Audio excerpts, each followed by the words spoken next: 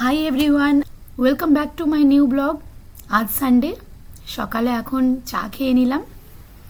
চাটা না খেয়ে ঠিক দিনটা আমার শুরু হয় না। আর আজকে সানডে, তাই আমার ছোট ছেলের জন্য একটা আর্ট অ্যান্ড ক্রাফট অ্যাক্টিভিটিস করার জন্যে কিট কালকে রাত্রে কিনে এনেছিলাম ওয়ালমার্ট থেকে।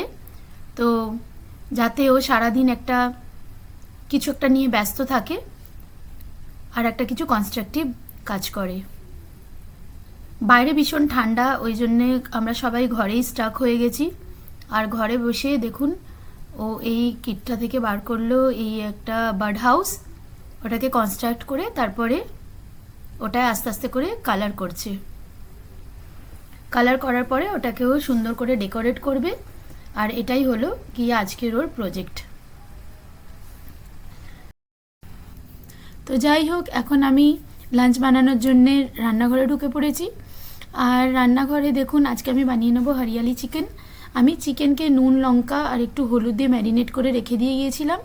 গরম ঘিতে কিছু গোটা গরম মশলা দিয়ে আর পেঁয়াজকে ভালো করে ভেজে নিলাম। আদা রসুন বাটা দিয়ে দিলাম আর তারপরে ম্যারিনেটেড করা চিকেন। এইবার তারপরে আমি চিকেনটাকে ভালো করে টমেটো দিয়ে যখন কষানো হয়ে গেছে, তারপরে আমি দিয়ে দেবো কিছু গুঁড়ো মশলা। গুঁড়ো মশলা মানে যেগুলো আমরা ঘরেতে ইউজ করি, ধনে গুঁড়ো, জিরে গুঁড়ো, আর তার সাথে একটু দিয়ে দিলাম গরম মশলার গুঁড়ো আর একটু দিয়ে দিলাম কসুরি মেথি। এই মশলাগুলো বেশ ভালো করে মাখিয়ে নেওয়ার পরে আর একটু কষিয়ে নিলাম। আর কষিয়ে নেওয়ার পরে অল্প গরম জল দিয়ে আমি ঢাকা দিয়ে দিলাম।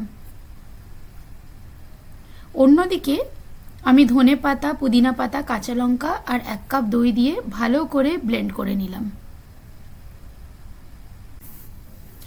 এই দেখো, রান্না করতে করতে আমি একবার জল ঢেলে দিয়ে ঢাকা দিয়ে চলে এলাম বারান্দায় দেখতে। বাইরে এসে দেখি খুব বৃষ্টি হচ্ছে।